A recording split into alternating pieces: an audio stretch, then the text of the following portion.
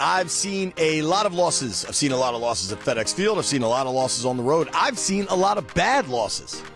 But, man, you give up 40 points to the Bears at home on a Thursday night game with the whole country watching. They hadn't won a game. They had 450 yards of offense. Oh, by the way, it was 27-3 at halftime. I suppose we need to have a podcast.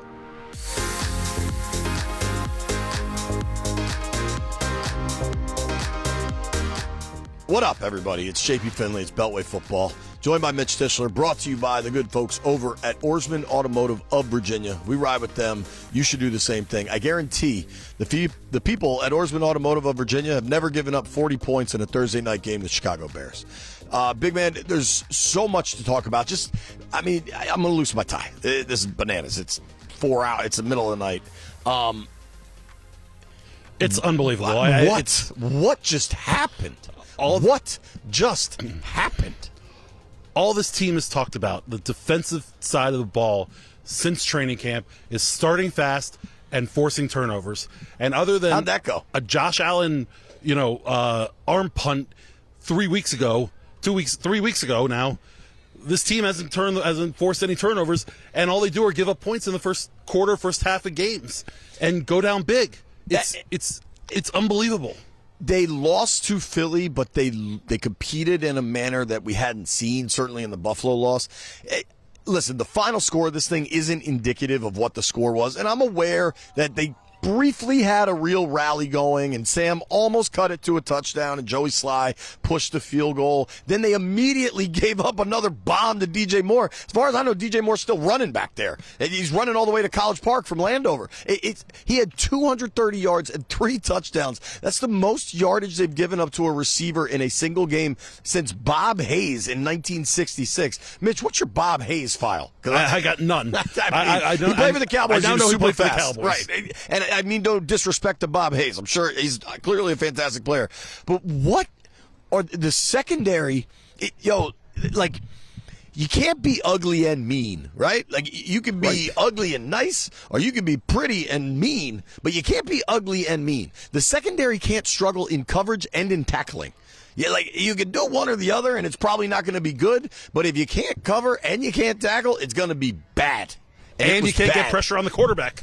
Right. I mean, these guys are shell-shocked up front. The front four, I think from the Josh Allen game and the way that he was able to beat them with their legs, has these guys not knowing what to do. They're not playing free and fast. They're thinking. You can see them trying to contain the quarterback, which is the correct thing to do, but then ultimately giving up huge gaps in the middle of the defense. And dude, they almost psyched themselves up. I mean, the way Ron talked about Fields, you'd think they were playing Randall Cunningham that year. You had Randy Moss on the Vikings. Michael Vick, any of these guys. And don't get me wrong, Fields has great feet and looked good last week against Denver. But prior to that, Fields had been terrible. They were talking about having to run him out of town in Chicago and using the number 1 pick on Caleb and all this stuff. Fields against Washington is like Daniel Jones against Washington. Like, there's a theme with some of these guys. And Josh Allen against Washington. Josh Allen against everybody, though. I mean, how about this? You brought up DJ Moore. Just immensely frustrating to watch. Immensely. So go ahead. It is. This along those same lines of the frustration. You brought up DJ Moore and his 230 yards of offense. Last week, A.J. Brown did it. The week before that, Steph Diggs did it. Why can't the Commanders do that with Terry McLaurin? Well, hold on. Before we go to offense, because that's a different conversation. I know, but it's just... But we got to talk about Forbes. So, against the Bills, they had to bench him. Against the Eagles, they're like, you know what? What the heck? We're just going to let the kid stay out there and learn. So then this game, he's supposed to have learned. He did not learn. I think he was worse tonight than he was the previous two, and it was been pretty bad. And I don't want to take shots on the kid, and I'm not writing off his career or any of that. But when you have one really weak link in a secondary, it impacts everybody. And then when you combine that with what was non-existent linebacker play and not great defensive line play, dude, the Bears on 2 3rd and 7s. 3rd and 7 is a pass down. If you're trying to get the first down, 3rd and 7 is a pass down. On 2 different 3rd and 7s, they ran a little duo inside handoff. It wasn't even a draw. There wasn't like action to disguise. It was duo. They just ran a guy up the middle and got it. They were just gaping holes. Just gaping holes. And as bad as Emmanuel Forbes was, and I think it's important to mention, just the 5th game of his career, it's not over for him. but it's not a strong start. No. But Benjamin St. Juste couldn't do too much. Kendall Fuller had by far the worst day of They gave him his 40 to the Bears. There's no one to highlight. And Chase Young tried to play with a high motor, but he had some real boneheaded decisions.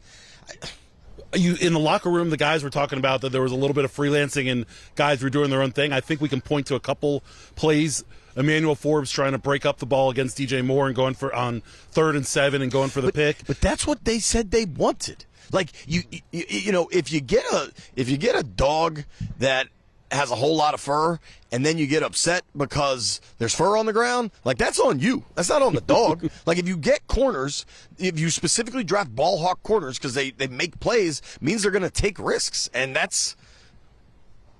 Yeah, St. Juste had one. He told me about it in the locker room. I mean, the guys are properly remorseful, and mostly the locker room vibes seem right. I will say that was a disaster, big man. It was a disaster.